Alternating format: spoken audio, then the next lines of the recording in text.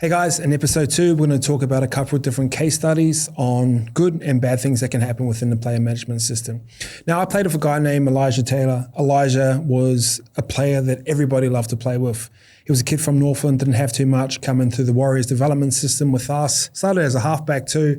And the first time I played with Elijah, we played the Barter Card All-Star team. We were like 16, 17-year-old kids, and like he played on the wing. So Elijah's talent wasn't obvious, but his work ethic was crazy.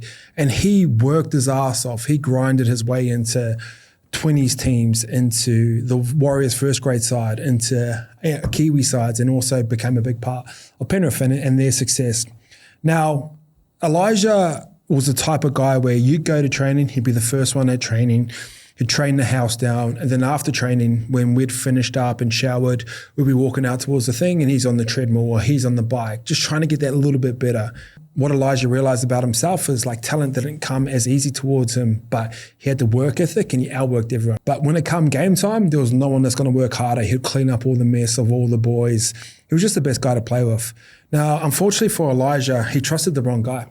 He was a guy who come in and he saw him as a mentor.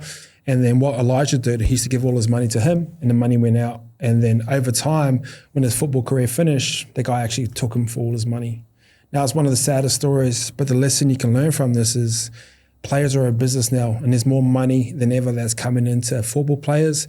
Any money that comes into you in your account, it's up to you where you control it, where you put it, and who hands you put it in. You can't blame anyone else for it. And I think that's the biggest lesson we can all learn from Elijah. Now, he's doing some great things through TikTok and Instagram with footy hacks and just giving guys as much advice as possible to be better football players. But it's heartbreaking, because I've seen how hard that dude worked. I've seen when you're on the field and you're looking around and everyone's eyes are starting to gaze off and Elijah's locked in because he knows he's going to outwork for him. And he deserved to get paid for all the effort that he put in.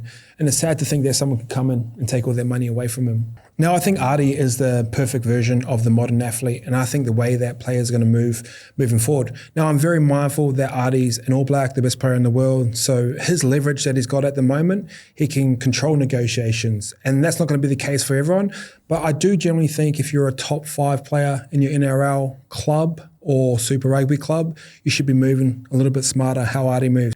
Now, the best thing about Ardie, he walks into rooms and he wants to learn about everything. He wants to learn about contract negotiations. He wants to learn about sponsorships. He wants to learn about overseas deals. When he was up with us, he wanted to learn about clothing.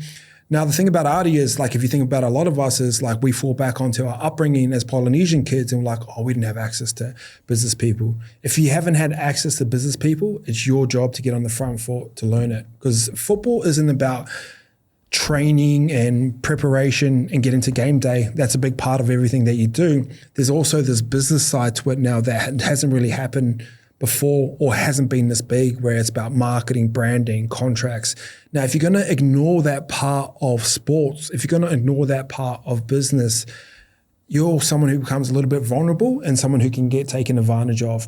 Now, the cool thing about Ardie is he breaks up his body. So he negotiates all his own contracts, but he just doesn't walk into rooms and go, here's a contract, let me sign. He'll sit there, have conversations, and if he doesn't like something, he'll speak up. If he doesn't understand something, he'll speak up. But once he gets his contract, he puts it in the hands of the right people or has conversations with the right people, and then passes it on to family so he can have a calculated, so he can then make a calculated decision before signing. But what Ardie done, actually broke up his body and he wanted to create a boot sponsor. Now, through that, he had signed up with ASICS, and now ASICS done something pretty cool. Now, Ardie was able to create a Polynesian boot that was reflective of his culture. That was something no one else has ever done. He wouldn't have been able to do that with a brand like Adidas. So not only is he getting paid from ASICS, he's creating a cultural experience and something about the streets we'll never forget. Now, the thing about Ardie, he's more about legacy than titles, and he talks about this a lot.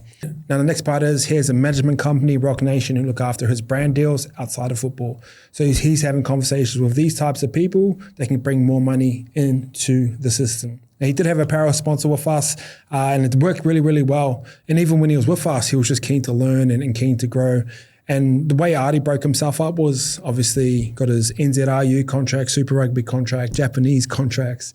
And he'll negotiate those all himself, and therefore he wouldn't give away any money to managers. So he gets more money to feed his family. He'll then have the sponsorship deals, he'll have ASICS deals, and then he'll have a deal with us as well. So in my mind, I think that's the way that the modern athlete is going to be moving and moving pretty soon. If you look at Elijah's scenario where gave all his money to one person, trusted that person, that guy fucked him over, Ardie sort of understands where he walks into negotiations. He's trying to educate himself. He's putting himself through the experiences, and you get two very different results.